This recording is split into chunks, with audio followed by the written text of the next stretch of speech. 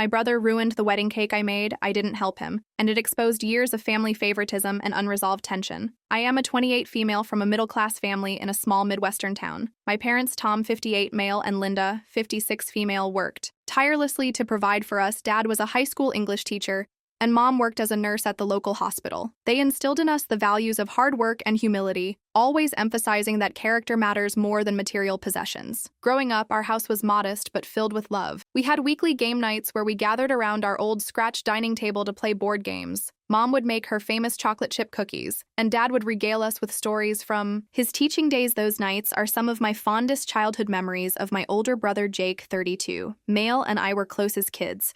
We'd spend hours building elaborate Lego structures or exploring the woods behind our house. Jake was always the leader in our adventures, his imagination running wild as he created fantastical stories about the magical creatures inhabiting our backyard. Things started to change when Jake entered high school. He was always bright, but in his freshman year, he really started to excel academically. His teachers praised his intelligence, and he began to win awards in various academic competitions. I was proud of him, but I also felt a growing shadow as Jake's achievements began to overshadow my own average performance. The real turning. The point came when Jake was offered a scholarship to Meadowbrook Academy. An elite private high school in the nearby the city was a prestigious opportunity, one that our parents couldn't pass up despite the financial strain of additional expenses not covered by the scholarship. They took on extra shifts and cut back on expenses to make it work. From the moment Jake started at Meadowbrook, it was like he entered a different world. He made friends with kids from wealthy families, started using words we'd never heard before, and began to show disdain for our modest lifestyle. The first time he brought home a friend from school, I overheard him apologizing for our quaint house. I remember feeling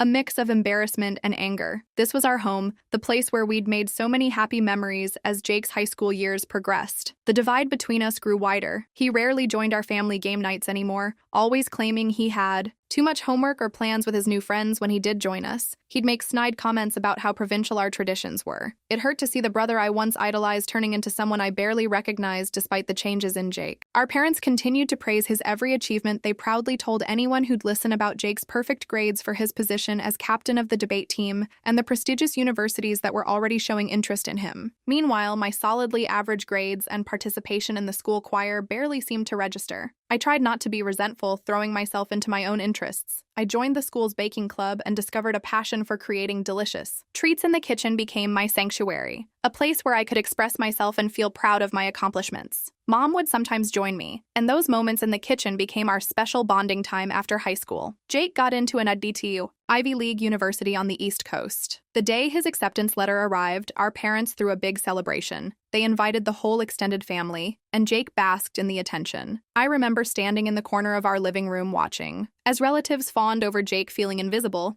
I stayed local for college. Attending the state university is just an hour's drive from home. I worked part-time at a local bakery to help pay for my education and to contribute to our household. Jake rarely came home during his college years, always claiming he was too busy with internships or networking events. When he did visit, he'd regale us with stories of his important connections and the luxurious lifestyle of his college friends. After college, Jake landed a job at a prestigious consulting firm in New York City. He moved into a sleek apartment in Manhattan, his life seeming more and more like something out of a glamorous TV show. Meanwhile, I had started working full-time at the bakery where I'd worked during college, slowly saving up money with the dream of opening my place someday. Fast forward to now, I finally achieved my dream of opening my small bakery in our hometown. It's been open for a year, and while it's not making me rich, it's doing well enough that I've been able to hire 2 part-time employees and even help our parents with some of their expenses. Mom and Dad have been supportive, often stopping by to sample new recipes or just to chat during a slow afternoons.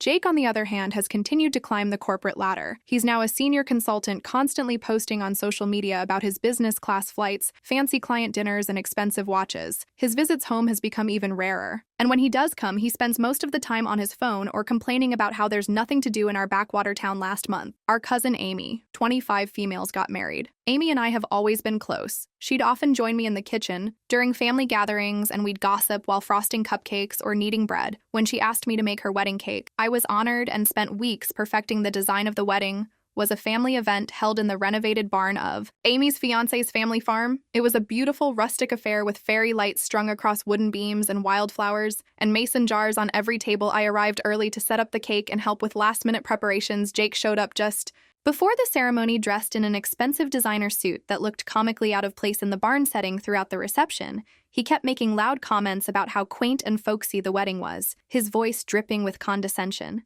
I saw the hurt looks on Amy and her new husband's face, but they were too polite to say anything. I tried to ignore Jake, focusing instead on celebrating Amy's special day, but things took a turn when Jake had a bit too much to drink. He started flirting aggressively with one of the bridesmaids, Sarah, 24 female, who happened to be Amy's best friend since childhood. Sarah was uncomfortable trying to politely excuse herself, but Jake wouldn't take the hint. At one point, Jake stumbled and spilled his red wine all over his expensive white dress shirt and suit jacket. He started making a scene, loudly complaining about how much the suit cost and demanding that someone clean it for. The people were staring, and I could see Amy looked upset about what was supposed to be her perfect day. Part of me wanted to help Jake to save him from embarrassing himself further and ruining Amy's wedding, but another part of me felt like he deserved to face the consequences of his actions for once, so I stayed where I was, pretending not to notice the commotion. Things escalated when Jake tried to approach Sarah again. He tripped over his own feet and fell face first into the wedding cake, the three-tiered masterpiece I had spent weeks perfecting. The entire room went silent. Jake was covered in cake and frosting, looking at absolutely ridiculous in his ruined designer suit. He looked around the room, his eyes landing on me. I could see the silent plea for help in his eyes, a glimpse of the brother I used to know peeking through his drunken haze, but I turned away, leaving him to deal with the mess. He created. Our parents rushed to Jake's aid, helped him up, and quickly ushered him out of the reception hall. I stayed behind to help Amy and her new husband salvage what was left of their wedding celebration. We managed to save the bottom tier of the cake, and Amy was gracious enough to laugh off the incident, saying it would make for a memorable wedding story. But as I watched Amy cut into what remained of the cake I had poured my heart into, I couldn't help but feel a mix of emotions. Anger at Jake for his behavior, guilt for not helping him, and a deep sadness for how far apart we'd grown. Am I the for not helping my brother in his moment of humiliation?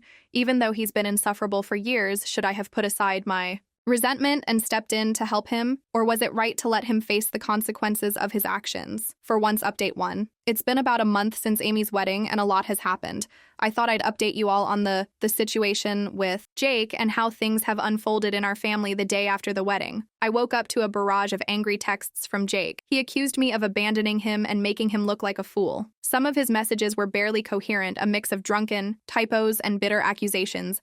I didn't respond to any of them, deciding it was better to let him cool off before attempting any kind of conversation. Later that day, I received a call from our parents. Mom was in tears, and Dad's voice was tight with disappointment. They berated me for not helping Jake, saying I should have put aside my feelings and helped my brother in his time of need. I tried to explain my side of the story, but they were too focused on Jake's embarrassment to listen. The call ended with Mom sobbing and Dad telling me I needed to apologize to Jake. I spent the next few days in a fog of conflicting emotions. On one hand, I felt guilty for not helping Jake. Despite everything, he was still my brother. On the other hand, I was angry at Jake for his behavior, angry at my parents for always taking his side, and angry at myself for still caring what they thought. A week after the wedding of our grandmother, Nan Rose, 75 female, invited the whole family for Sunday dinner. Nan Rose has always been the matriarch of our family, the voice of reason in any dispute. She lives in the old farmhouse where my dad grew up, a place that's always felt more like home to me than our own house. I was hesitant to go knowing Jake would be there, but I couldn't say no to Nana Rose. As I drove up the winding driveway to Nana's house, I was transported back to childhood summer spent running through her vegetable garden, helping her make strawberry jam and listening to her stories about our family's history.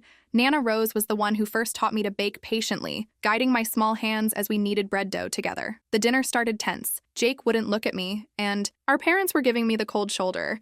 But Nana Rose, bless her heart, wasn't having any of it after the main course, her famous pot roast that always reminds me of a cozy Sunday dinners. She cleared her throat and addressed the elephant in the room. Now, I've heard about what happened at Amy's wedding. She began, her voice firm but kind, and I think it's high time we had a family discussion about respect and humility. What followed was an hour-long conversation where Nana Rose methodically broke down the issues in our family dynamic. She talked about how Jake's behavior had been enabled for years, how our parents' favoritism had created a rift between siblings, and how my resentment had built up over time. She reminded us of the values our grandpa, who had passed away 5 years ago, had always tried to instill in the U.S. Grandpa had been a farmer, a man of few words but profound wisdom. He used to say a family is like a garden. You reap what you sow, and if you don't tend to all the plants equally, some will wither, while others overgrow. To my surprise, Jake didn't interrupt or try to defend himself. He sat there looking more humble than I'd seen him in years. When Nana Rose finished speaking, Jake did something I never expected. He apologized. "I'm sorry," he said, his voice barely above a whisper. "I've been a real jerk, haven't?" The room was silent for a moment before I found my voice. "Yeah, you have," I replied, but without the anger I'd been carrying for so long. Jake went on to explain that the wedding incident wasn't the only thing that had happened recently. He'd lost his job at the consulting firm. His behavior at work had been just as arrogant as it was with family, and his boss had had enough. He admitted that he'd been overcompensating at the wedding, trying to maintain the illusion of success. As Jake spoke, I began to see my brother again, not the arrogant, condescending man he'd become, but the vulnerable, uncertain person underneath. He talked about feeling lost about the pressure he put on himself to succeed and how empty his achievements felt. Our parents, to their credit, also apologized for their role in enabling Jake's behavior. Mom, tears in her eyes, admitted that she had pushed Jake so hard because she wanted him to have the opportunities she never had. Dad confessed that he had favored Jake because he reminded him of himself at that age, ambitious and eager to leave small-town life behind. I admitted that I could have handled the wedding situation better when I didn't regret not rushing to Jake's. Immediately, I recognized that my inaction was partly driven by years of pent-up resentment. By the end of the night, it felt like a weight had been lifted. We didn't resolve everything in one dinner, of course, but it was a start. Jake asked if he could come by my bakery sometime, saying he'd like to see what I'd built. I agreed, albeit cautiously. As we were leaving, Nana Rose pulled me aside. She pressed a worn leather-bound book into my hands. Her recipe book, the one I'd watched her write in countless times over the years. "I think you'll make better use of this than I will." "No," she said with a wink. "And remember, family's like bread dough. Sometimes you need to let it rest, but you always come back to knead it with love." It's been a few weeks since that dinner, and things are different. Not perfect, but different. Jake has been making an effort to be less arrogant, and our parents have been more conscious about treating us equally. Jake has started coming to the bakery, but not just to visit, but to help out. He's terrible at baking, but he's trying, and that means more to me than I can express. As for me, I'm trying to let go of some of my old resentments. It's not easy. Years of feeling second best don't disappear overnight, but I'm working on it one day at a time. I know we have a long way to go, but for the first time in years, I feel hopeful about my relationship with my brother and my place in our family. I'll keep you all updated on how things progress. Update 2. It's been another 2 months since my last update, and I wanted to share the progress we've made as a family, as well as some new challenges that have arisen after our family dinner at Nana Rose's. Jake and I started to rebuild our relationship. He's been coming to the bakery regularly, not just to visit, but to help out. At first, it was a bit of a disaster. He nearly ruined a batch of croissants and somehow managed to get flour in places I didn't even know existed in my kitchen. But he's been persistent, and I have to admit, it's been nice having him around one day as we were closing up the bakery. Jake confessed that he'd always been a bit jealous of my ability to create something tangible with my hands all those years in consulting, he said. And I never once got to see or taste the results of my work. But here, every day, you're making something real that brings joy to people. That conversation led to us starting a new tradition of Sunday brunches where we take turns cooking for each other. Last Sunday, Jake attempted to bake cinnamon rolls from scratch. They were hilariously lopsided and a bit overdone, but the effort meant more to me than any expensive gift he could have bought in his old life. Jake has also started volunteering at the local community center, teaching basic computer skills to seniors. It's been heartwarming to see him use his knowledge to help others without any expectation of praise or reward. He told me that working with the seniors have given him a new perspective on what's truly important in life. Our parents have been making efforts too. Mom has started showing more interest in my bakery, even asking for baking lessons. Dad, who was always a bit distant, has been making an effort to connect with both of us. Equally, he's been helping me with some business planning for the bakery and has been brainstorming ideas with Jake for potential new career paths. However, just as things were improving between us, a new problem arose. Our parents, particularly our mom, seemed to be struggling with the shift in family dynamics. About a month ago, we had another family dinner, this time at our parents' house. Jake and I arrived together, chatting amiably about a funny incident that had happened at my bakery, involving a mix-up between salt and sugar and a batch of cookies. The moment we walked in, I could sense something was off with Mom. She seemed tense, her smile a bit too forced as she greeted us throughout dinner. Mom kept trying to bring up Jake's old job, asking if he'd heard back from any of his important connections. When Jake politely changed the subject, talking instead about his volunteer work, Mom's face fell. I could see the disappointment in her eyes, and it made me uneasy after dinner as Jake was helping Dad with the dishes. Another new development. Mom pulled me aside into the living room. The room was filled with framed photos of our family, and I couldn't help but notice how many of they featured. Jake's achievements in his high school graduation, college acceptance, first job offer was like a shrine to his past success. Emma doesn't. Do you think you should be encouraging Jake to get back into the corporate world? She asked, her voice low. All this bakery talk and volunteer work, it's not really suitable for someone of his caliber, is... I was shocked. Mom, Jake seemed happier now than he has in years, I replied. Isn't that what's important? Mom shook her head, her eyes darting to a photo of Jake in his expensive suit from a few years ago. But he had such a promising career, all that education, all those opportunities. It just seems like such a waste. I tried to explain that Jake was finding fulfillment in his new path, that he was becoming a better person, but Mom wouldn't hear it. She seemed fixated on the idea of Jake returning to his high-flying corporate life. This conversation opened my eyes to a troubling reality. While Jake and I were working on our issues, our parents especially, Mom was struggling to adapt to the new family dynamic. They had built so much of their pride around Jake's corporate success that they couldn't see the value of his personal growth over the next few weeks. This became a recurring issue. Mom would make subtle and sometimes not so subtle comments about Jake getting back on track. She'd send him job listings for corporate positions and talk about connections she could leverage for him. One particularly tense moment came during a family barbecue. Jake was excitedly telling everyone about a group of seniors he'd helped set up email accounts. For the first time, the joy on his face was palpable as he described how one elderly woman had teared up at being able to see photos of her great-grandchildren, who lived across the country. Mom, instead of sharing in Jake's enthusiasm, simply asked, "That's nice, dear. But have you thought about using your skills for something more substantial? I heard the tech firm in the city is hiring." The light dimmed in Jake's eyes, and I felt a surge of protectiveness I hadn't experienced since we were kids before I could say anything, though Dad stepped in. "Linda," he said gently, "I think what Jake's doing is pretty substantial. He's making a real difference in people's lives." It was the first time I'd seen Dad openly disagree with Mom about Jake's choices, and the tension were palpable. Mom pursed her lips but didn't argue further. Jake, to his, has been handling it with grace. He gently but firmly tells Mom that he's not interested in returning to that life right now. I can see the strain it's putting on him and on his relationship with our parents. Dad seems more accepting of Jake's new path, but he doesn't always stand up to Mom when she starts pressuring Jake. It's creating a new tension in our family. Just as Jake and I were starting to heal our relationship, I'm torn about how to handle this. On one hand, I want to support Jake in his journey of self-improvement. On the other hand, I don't want to create more conflict with our parents, especially when we've just started to address our past issues. Jake and I have talked about it, and we're both at a loss. We're considering having another meeting, maybe with Nana Rose present again, to address this new challenge, but we're worried about how Mom will react. As always, any advice would be appreciated. How do we help our parents, especially Mom, accept and support Jake's new path in life? Update 3. It's been another month since my last update, and I'm happy to report that we've made some significant progress in our family situation after much discussion. Jake and I decided to confront the issue with our parents head-on. We invited them along with Nan Rose to my bakery after hours for a family meeting. We thought the neutral territory might help keep things calm. The evening of the meeting, I was a bundle of nerves. I spent the afternoon stress baking, resulting in an abundance of cookies and muffins that I set out on the tables as everyone arrived. At the bakery filled with the comforting aroma of freshly baked goods, a scent that always reminds me of home and family. The meeting started tensely. Mom was defensive from the get-go, insisting that she only wanted what was best for Jake. Dad mostly stayed quiet,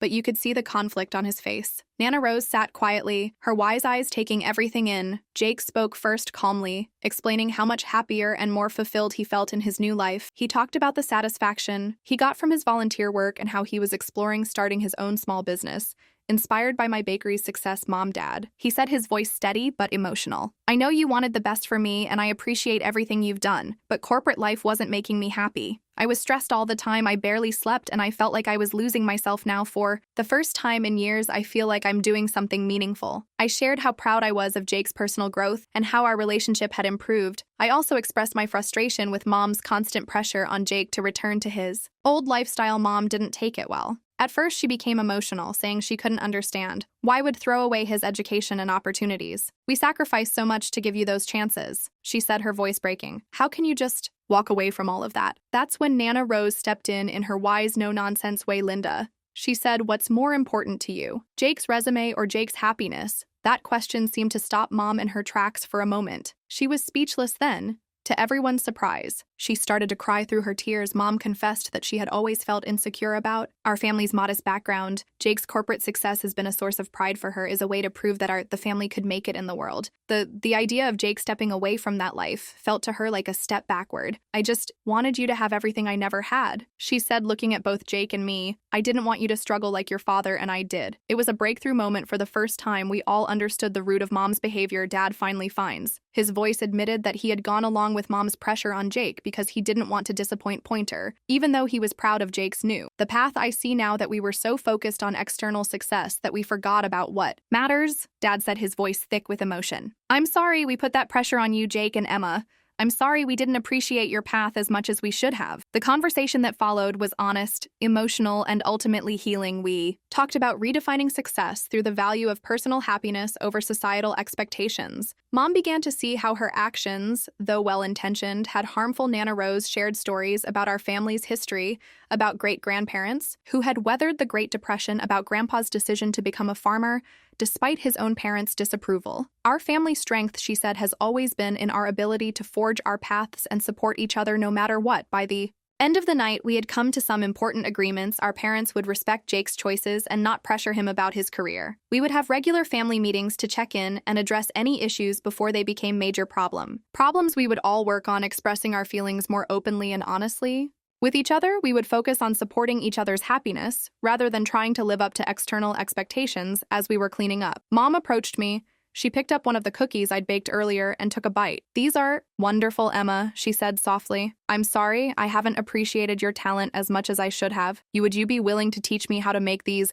That simple request felt like the beginning of a new chapter in our relationship. In the weeks since that meeting, things have improved dramatically. Mom stopped sending Jake his job listings and has even started showing interest in his volunteer work. Last week, she surprised us all by asking Jake to teach her some basic computer skills, just like he does in his classes at the community center. Dad has become more vocal in his support of both Jake, and he's been helping me with some business planning for my bakery and brainstorming ideas with Jake for his potential new business venture. For Jake and me, our relationship continues to grow stronger. Our Sunday brunches have become a highlight of my week. Last Sunday, Jake attempted to bake a pie from scratch using one of Nan Rose's old recipes. The crust was a bit tough, and the filling was runny, but we laughed together as we ate it, making plans for his next baking attempt. There are still moments of tension, old habits that slip through now and then, but now, instead of letting them fester, we address them openly and work through them together. I know we still have work to do, but I'm incredibly proud of how far we've come as a family. Jake's embarrassing moment at Amy's wedding, as unfortunate as it was, turned out to be the catalyst for real, positive change in our lives. Thanks you all for your support and advice throughout this journey. Your perspectives help me navigate these challenging family dynamics. While we're not perfect, we're learning and growing together. And that's what matters.